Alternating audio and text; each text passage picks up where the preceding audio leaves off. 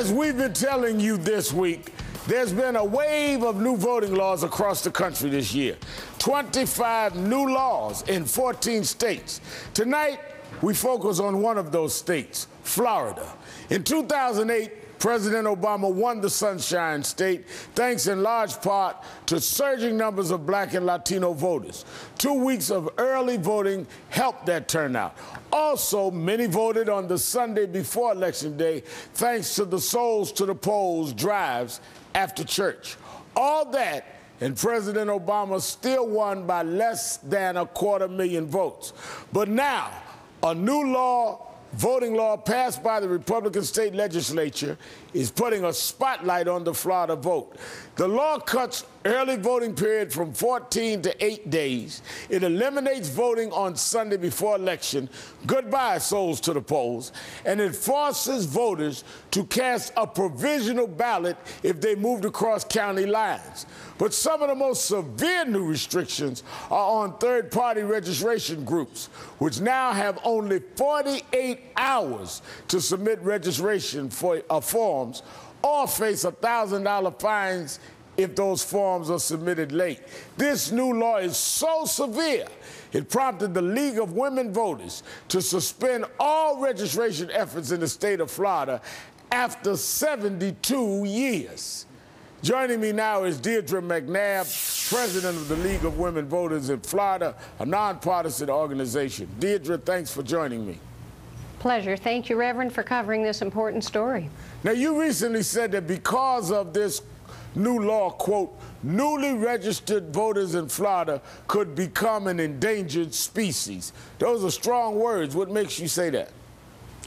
Well, what we've seen over the years in Florida is that minority voters, young voters are twice as likely to use third-party voter registration groups like the League of Women Voters and other organizations.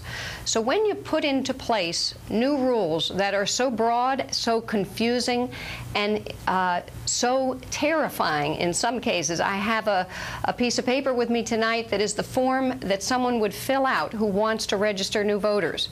And right in the middle of the page is talking about 5 years of imprisonment and possible fines of $5,000, third-degree felonies. Wait a minute, 5 years of imprisonment and $5,000 fine for what? For what the form says is misrepresentation of voters. It is very broad, it is very vague, it does not explain precisely what is involved in terms of being charged with that, and those kinds of vague charges are very frightening to people. This was a process that is as American as apple pie. My 2 sons did it when they were in high school. We have teachers across the state that do it, our volunteers do it. It's our single most popular volunteer job. It's what people do who want to play a civic role in our government and help bring new eligible voters in. These new laws frighten people from registering voters with these kinds of language. When you start having to take an oath of office and you have to read language twice on one form that talks about a third-degree felony and up to 5 years of imprisonment, I could not tell my 2 sons to register their fellow students at high school. We've seen 2 teachers already in the state of Florida that have been trapped in what is a very vague and very burdensome, confusing, and frightening new set of regulations with no clear explanation of what was wrong with the previous set of laws. Deirdre, thanks you for your time tonight. Joining me now is Republican Florida State Representative Dennis Baxley. He sponsored this new voting law signed by Governor Rick Scott in May.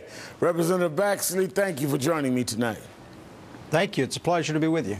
Now, Representative Baxley, has there been widespread voter fraud in Florida? I don't think we want to wait till voter fraud. I think since the last election, we reviewed the process. We're going to have very close elections in Florida. We have people here from all over the world, all over the country. But you always had and that. I think the Wait a minute, Representative, part, you're not just getting people from all over the world. Now, you always had it. What I'm trying to say is the reason that you have done these new laws, is there a reason that there's been fraud, or you're saying that you're doing this because you may think there may be fraud? for credibility in the election. We have to have credible results in close elections, and I think it's imperative that we only the legislature can protect the credibility of this process, and that's our effort for everyone that participates. Mr. Baxley, I did a little research. You've only had 31 cases in 3 years. You didn't have laws after hanging chads and other means disrupted this country in 2000, but with only 31 cases in 3 years, you're going to change Sunday voting. You're going to bring down early voting. You're going to try to intimidate people from voter registration. Is it really because young people and minorities started voting and registering in big numbers, and this is the new way that you're going to try and restrict people's voting rights? Could that possibly be the reason, since you yourself admit there's no widespread fraud, and I just gave you the numbers? Well, I don't see why you have to impugn other people's motives. You may not like some of the content of this, but I think it makes people more comfortable and secure.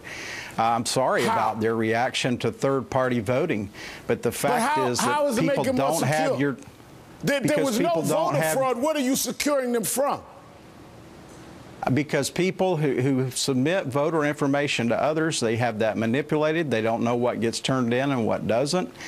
This is a much more secure process. There's 80 sections of this law. 76 have already been cleared by the Justice Department for total use.